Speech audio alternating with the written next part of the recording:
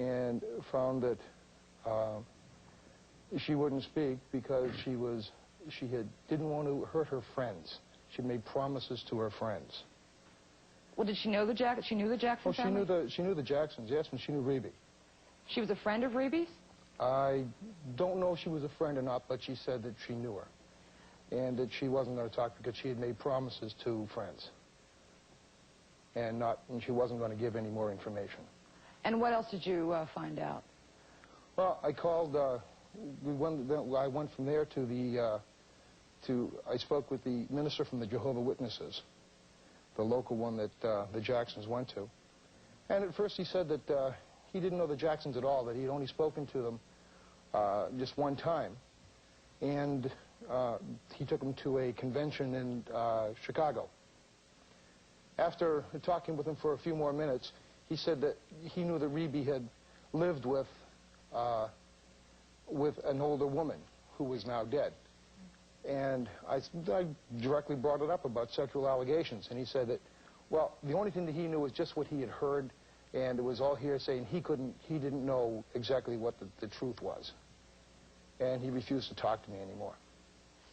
And was there anything else that you talked to anyone else? In other words, were you getting a feeling that people knew about this, but had been like, what, intimidated into not talking?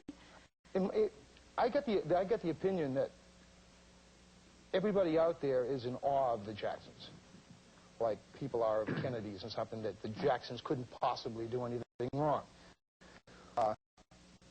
That nobody would speak about the Jacksons at all. I don't know if there was a payoff or whatever, just that they were in awe.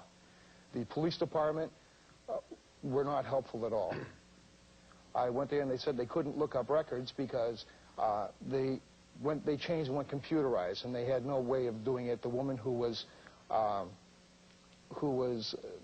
could do that was on vacation. They couldn't look up the microfilm. They couldn't look up the computer records. Apparently, only one person knows how to do that in Indiana. All right. Well, so you basically got the runaround. Let me ask. Completely. Let me ask you, LaToya. I mean, this doesn't surprise you what you're hearing. Your family is powerful. People are in awe of them. No, it's not surprising whatsoever.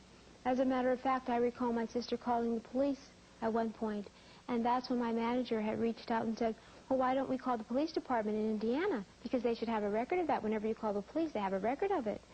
And he called the police department, and they said, I'm sorry, we have no files on the Jackson whatsoever. They've all been destroyed. Ronnie, you were a keyboardist with the Jackson 5 for what, a good number of years? Yeah, about 10 years, 10 years. And at one point you lived with the family? Yeah, in California. Now, this is a terrible thing. It is. Does it surprise you when you hear LaToya talk? Not really, because I don't really put anything past Joseph. What does that mean? Well, I've seen him on occasions, like, I remember one time in Gary when we were rehearsing, and Mother fixed a nice dinner, and everybody was sitting down commiserating and having fun and talking about going to, I think it was the Apollo Theater to do a gig there, and it was like 0 outside. And Joseph said, I want some Kool-Aid. He said, Jermaine, go down to the store and give me some Kool-Aid. Jermaine said, man, it's cold outside. And Joseph took an army spoon and, bam, hit him across the head, sent him out the door in the cold. So you're saying he was physically abusive to his children. You saw that happen. With an army spoon, you know, big stirring spoon. Yeah. That aside, how did he treat LaToya, from what you saw? From what I saw, like LaToya said, she tried to stay to herself. Okay, she was real quiet. She was like Mother's shadow. But then whenever a guy would come around to talk to LaToya and take her on a date, Joseph would hit the ceiling. You had to scrape him off. It was like, it was wild. Even one time, I was trying to teach her how to swim. And he went off. It was more like, hey, this is my girl, man. Sounds like a jealous boyfriend rather than a father. Like a jealous boyfriend more so than a father. Was he like that when you started to have attention from other men? Was he jealous? Well, he didn't allow me to do anything. I don't recall it being, I don't know if I should phrase it jealousy or not, because you don't see it that way. But I do recall him not wanting me to do anything with anyone. He just basically wanted me to himself.